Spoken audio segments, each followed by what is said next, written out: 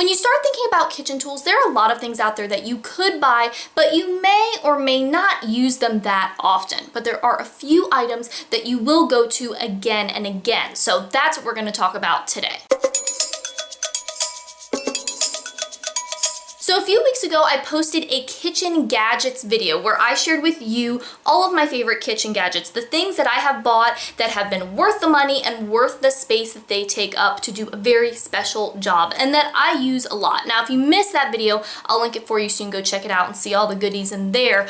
But in the comments of that one, a lot of people asked if I could do a kitchen basics video where I share with you the basic tools that I use all the time. So that's what we're gonna do today. And I think this video is gonna be really helpful for a few different types of people. I think this is going to be awesome for you if you are just getting started with cooking and trying to eat healthier and you want to know what those things are that you're going to need to make that happen. It's also good if you are looking maybe to upgrade a few of your items and want to know what I personally like to use in my kitchen. And it's also going to be good for you if you're getting just started with a kitchen for the first time. Maybe you're moving out of your parents' house or getting married or something like that, and you want to know what are those things that I should be getting to make sure that my kitchen is going to be well stocked and I'm going to be able to make some delicious, basic, healthy meals. So we're going to start things off with hand tools, and I think the most important item in anyone's kitchen is a good chef's knife. And having a good knife, one that is sharp and one that fits comfortably in your hand, really is important because it makes it a lot easier and a lot faster to cut up your ingredients, and it also makes it a lot safer. If you have a dull knife that is awkward to hold, that is really going to increase your risk for cutting yourself, and we definitely don't want that to happen. So the knives that I use right now are the ones from Global, and I will have this item as well as anything else I mentioned in this video listed and linked below, so you can go find anything that you might want to look at more or get for yourself. But this is their chef's knife, and I really like this brand because I feel like they're the best mix of quality and price, at least that I have tried. So, you know, when you look at knives, a lot of times you can find really cheap ones, but they're not very good quality, they just don't work that well. And then on the other end, you find these really nice knives that are super expensive, like hundreds of dollars for just one knife. And I think Global does a really good job of sitting in the middle. You know, they're not like bargain basement prices. They're a little bit of money, but they're not super, super expensive and they work well. And I also like that they are one piece of metal, so you don't have this part right here. Sometimes if you have a wooden handle, like gunk will get in there and that's not really great, or maybe the handle will break down, but the blade is fine, things like that. It's just one solid piece. It fits really nicely in the hand. It has this little textured area on the handle, and they're just really nice. I love using these in the kitchen, and once I got these, it made the whole cooking process a lot more enjoyable. To go along with that knife, I also have the Global paring knife. So the chef's knife is the one that I use most of the time when I'm cooking, but the paring knife is nice for those little jobs, you know, small things that I need to do if I'm cutting up a piece of fruit or something like that. So this one gets a lot of use in my kitchen too. The next thing that I use all the time is a solid spatula or turner, and this is my go-to tool whenever I'm cooking anything in a pan. And mine has definitely had some wear and tear. It used to have a plastic part here, but that broke off because I used this spatula so much, and I guess I could replace it, but it still works, so I don't know. It's what I'm using right now. But any sort of solid metal spatula is great. It's just a basic tool that you're gonna need when you're mixing things up and when you're cooking things to be able to move things around in your pans. Another tool that I think is really good to have is just a nice wooden spoon. These are great, especially if you are making soups and stews, to be able to stir things, and a wooden spoon is just a really good basic that I think everyone should have. The next tool that I think everyone should have is a grater, and this is a microplane hand grater. I also have a box grater. You don't really need both, so you could just go with one if you wanted to. I use them a little bit differently, but they are both versatile. So I usually use the microplane when I'm grating up a small amount of something onto my cutting board or into a pan, and the box grater I use more when I have large amounts that I need to grate. But again, they can both do both of those jobs, so it's not really necessary to have both, but definitely get at least one to have in your kitchen. Something else I use a lot is this hand masher, and I use this most often for making guacamole. I also use it when I make mashed potatoes. And this is really great because, you know, sometimes there are things that people will put in a blender like guacamole, or maybe they'll use beaters to make their mashed potatoes, and that's fine. But for me, I'm trying to use as little equipment as possible and make things as easy to clean as possible. So I usually don't want to bring out the beaters or break out the blender unless I really have to, because it's just a little bit more of a pain.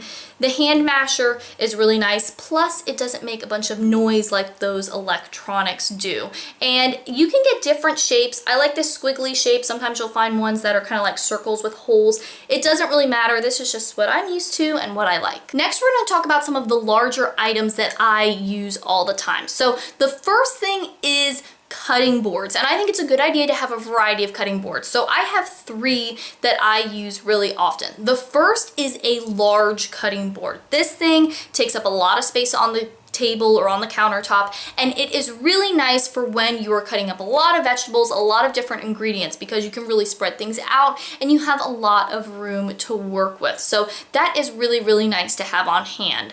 Another cutting board you should have is one for your meats. So I have this medium-sized cutting board, and I only cut raw meat on this cutting board, and that's important to prevent cross-contamination with your food, because we don't want any of the bacteria from raw meats to get on our fresh vegetables or our cooked food. So that's good to have as well. And then the third cutting board I have is a small cutting board.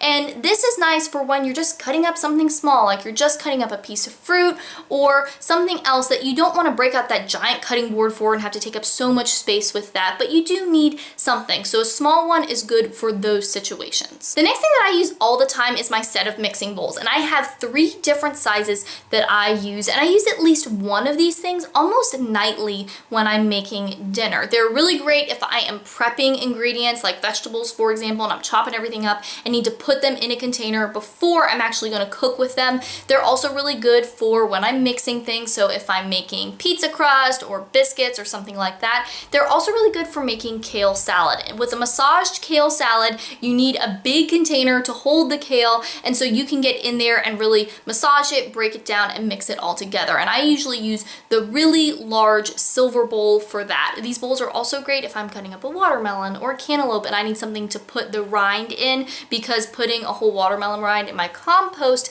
container really is kind of excessive and it isn't all going to fit in there. So I use these for a bunch of different things, and because I use them for so many different purposes, they get a lot of use. Now let's talk about things to actually cook your food in. If you get a set of cookware, it's going to come with a lot of different pieces, but there are a few that I use all the time. So the first one is a stainless steel skillet. This is really good for anything, sauteing up veggies, anything where you need to cook a large amount of something. A stainless steel skillet is a good thing to have. Also, to go along with that, I have a large cast iron skillet, and I really like cooking in cast iron. I think it's really nice, and this giant skillet is really good again for when I'm cooking large amounts of food. So if I'm doing, you know, a saute of just a bunch of different vegetables, maybe some ground beef or something like that, it's just something that's large that can hold all of that volume and get everything cooked at once. I also have a couple smaller skillets that I like to use. So I have a small stainless steel skillet, and I most often use that if I'm cooking up eggs for myself for breakfast or lunch. And then I also have a medium-sized cast iron skillet, and that's really good